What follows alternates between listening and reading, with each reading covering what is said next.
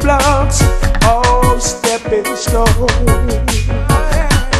That's why common people like you and me will be builders for eternity. Each is given a bag of tools, a shapeless mask, and a book of rules. Bow, bow, bow, bow, bow, bow, bow, bow, bow, bow, bow, bow, bow,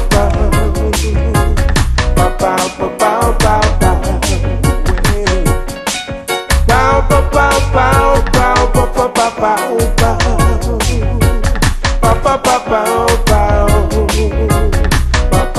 bow, bow, bow. Welcome back. Today we're going to talk about making jugs. We're going to make a cream jug and a small jug. We call it a small jug. It's about 18 centimeters. We'll get right into it. We've got a lot to cover.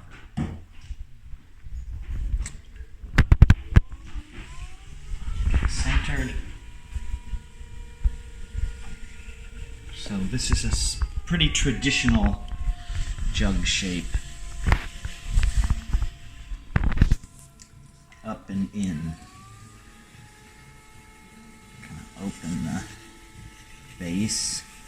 There's very little trimming involved with these, so the making of them has got to be a certain way. Compress the base.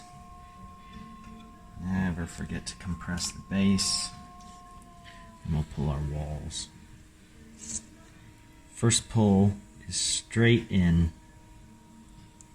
Just like collaring, don't worry about a little wobble there, just compress that. And up we go. The most important thing with these is to make sure we get all of the weight out of the base so that they are really balanced when they're finished. And we want to leave plenty of thickness in the wall and in the neck for the handle.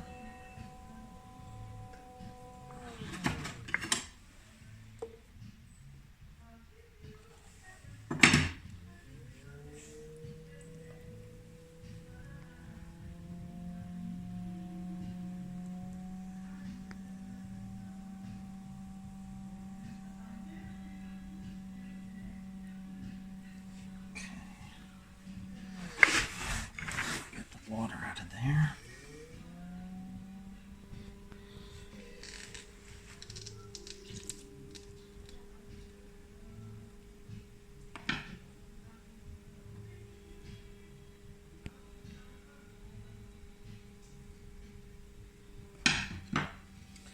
Take this little excess of clay off.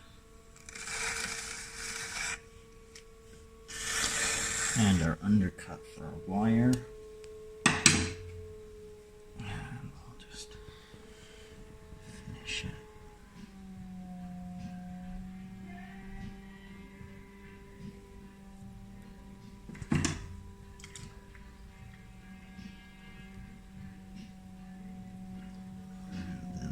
The rim.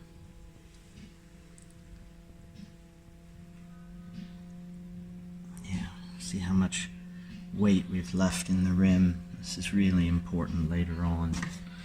I want to just make sure that neck is slightly in. Make sure it's got a bit of grace.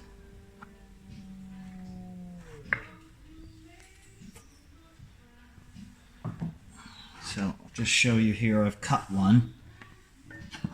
When we finish these, all we're doing is rounding that corner off, and I'll show you that in a minute.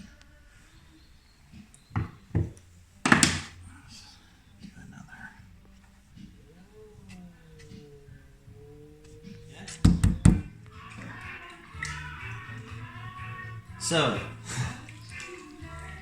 we've made the cream jug. I'm just going to scale it up.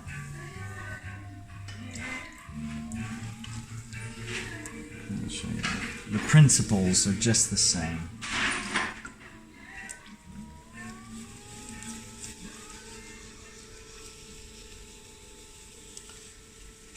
space out. Okay, nice and compressed.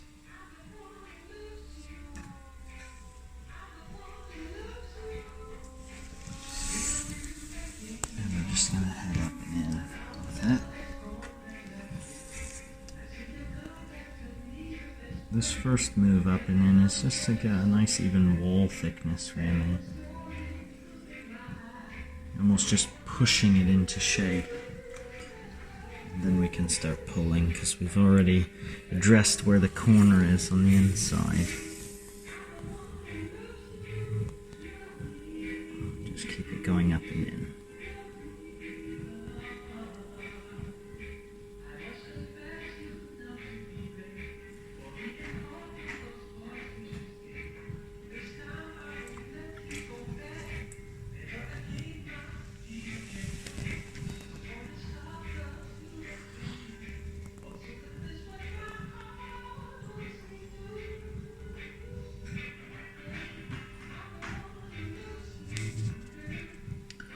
As I get towards the end here, I can try and throw it back in, but it's going to involve a bit of collaring.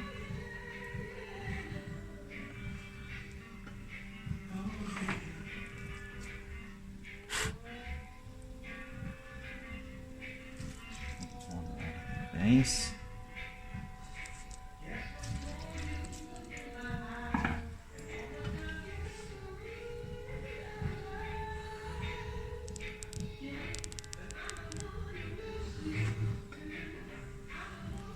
So I'll just finish this with the rib now. Got pretty even wall thickness here. I've left enough meat on the rim.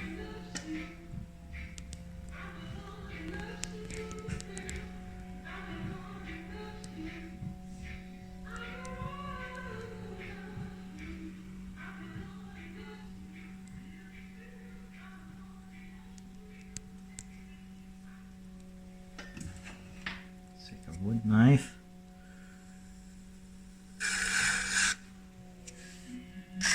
Little excess off, and just room to cut it with the wire. And we'll just finish it off. Make sure we've got a nice shoulder and a nice neck. Smooth transition.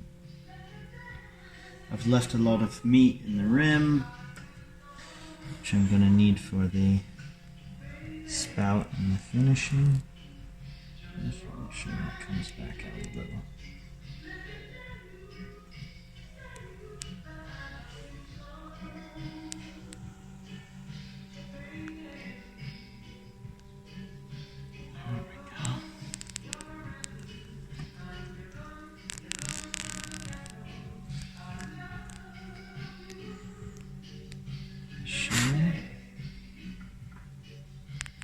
So we've made our jug.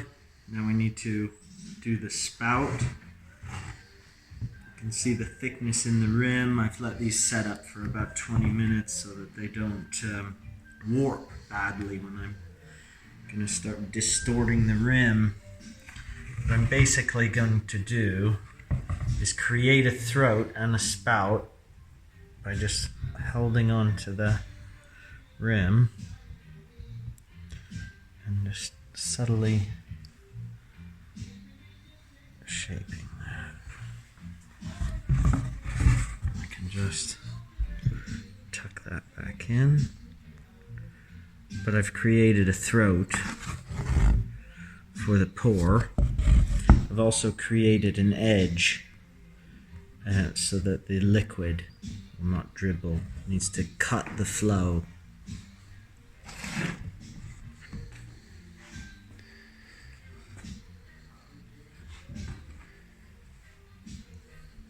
Same thing on the larger jug.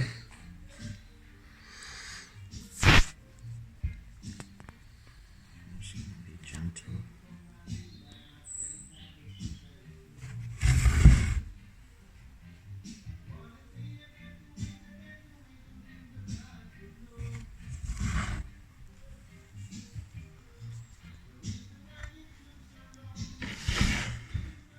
Okay, so we've made our jugs and now it's time to trim them. I'm going to be trimming them with a chuck. cream jug, I'll just use a little chuck that I made the other day. I could do a whole show about making tools for the workshop, but save that for later. Just stick that down. The reason I want to use a chuck is because when I did the spout, it's made the rim just slightly off. So you want to make sure your chuck is wide enough to accommodate the lip so it doesn't get scuffed up. But because there's so little trimming involved with these, any simple tool will do the job.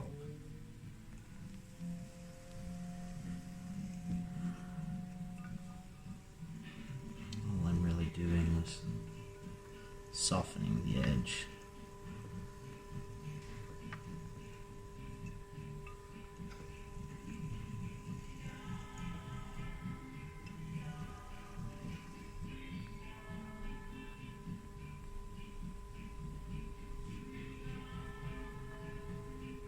Because I like to address every part of the foot.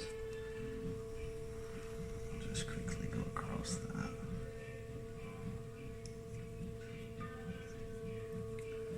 It's fine.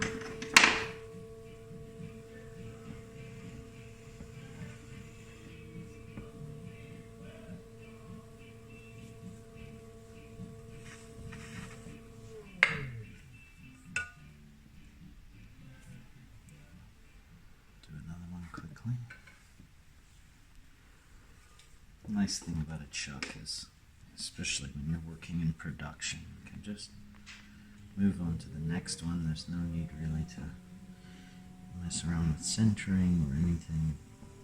It's already there.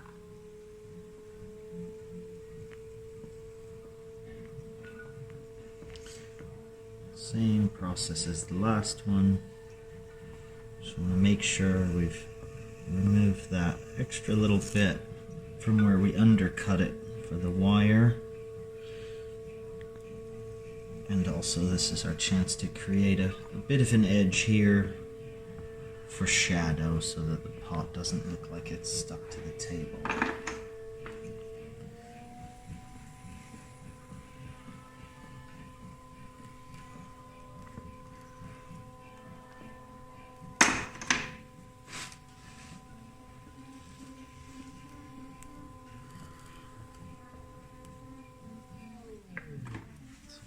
To it.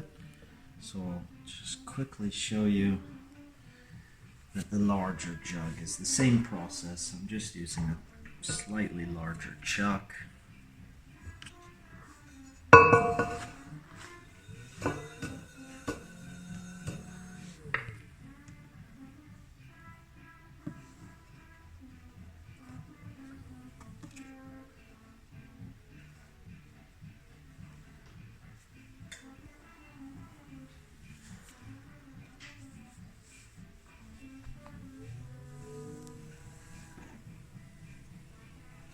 Just taking that little edge off there.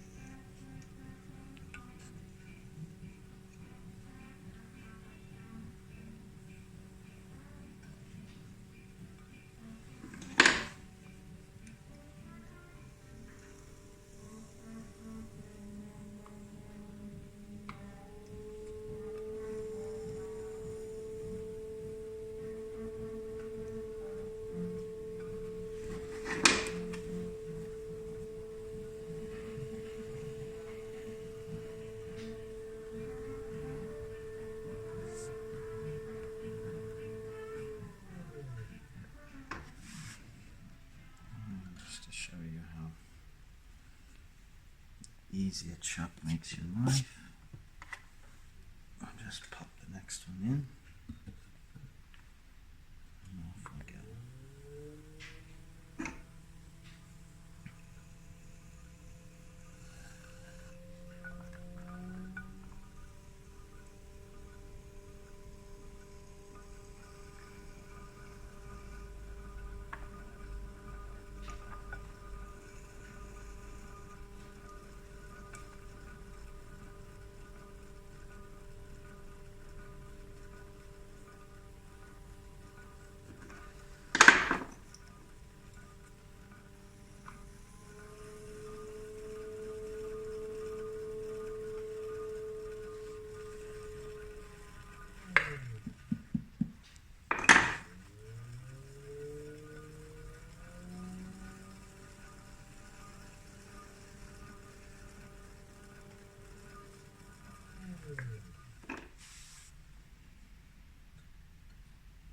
all about the throwing for these, really.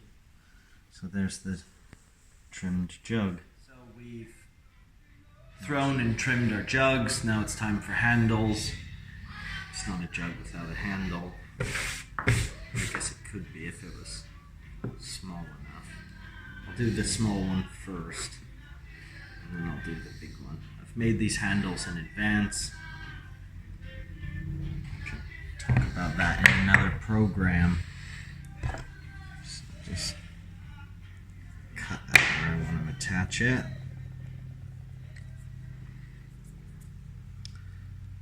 Just gonna tap that on a nice strong attachment point. Do this for the camera. We'll score.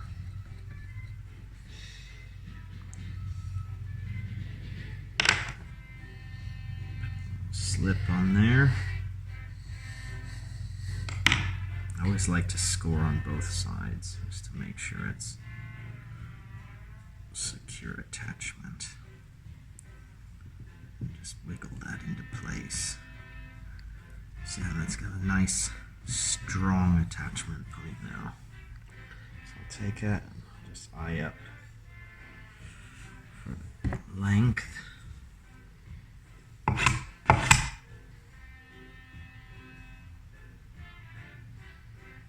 There. And we'll fatten this end as well. I've got a nice little mark now from where I cut it. So I know right where I need to score. Just above that. Score the other side. And put some slip in there. Now before I stick that on, I want to double check that it's nice and straight.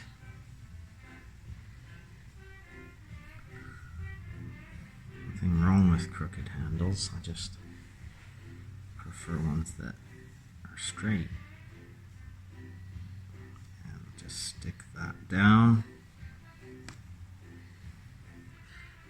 You can just shape from the inside subtly, bring it to place where it needs to be.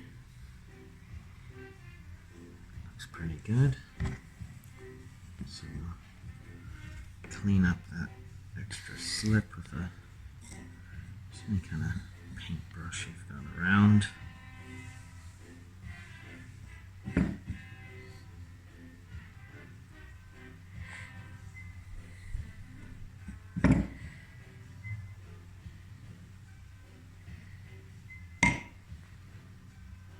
You can tweak the shape from here any way you like. I'll show you a finished one. A lot of shrinking in this clay, from leather hard to a fired product. I'll show you the big one. It's the exact same process. I like to put a much more substantial handle onto the larger size jug. And I want to make sure I can get a good purchase on it. So I'll tap that attachment. Score the jug. There's no wrong or right way to do this. I'm just showing you our way. Slip. And wiggle that into place. Get a nice seal on that. Just like with the small one now, we'll go find the length we're looking for. Put that where I want it. And I've got this line here where I cut it. It's pretty easy to just wipe away. Score that.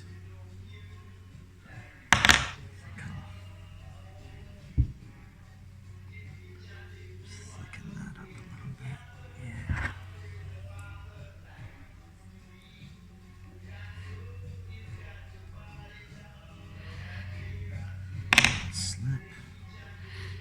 And just like the other, make sure it's nice and straight.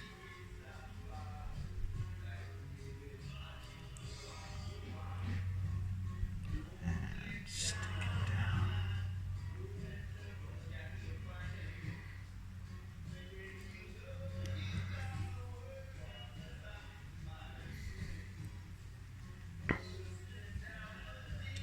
Stretch that just a little bit into the shape we're looking for. That looks good.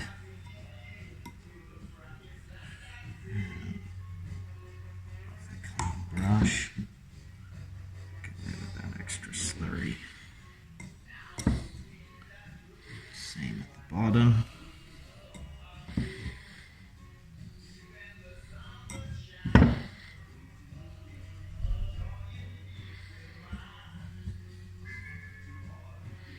Nice and clean. Looks pretty good. There we have it. There's a finished one. You can see.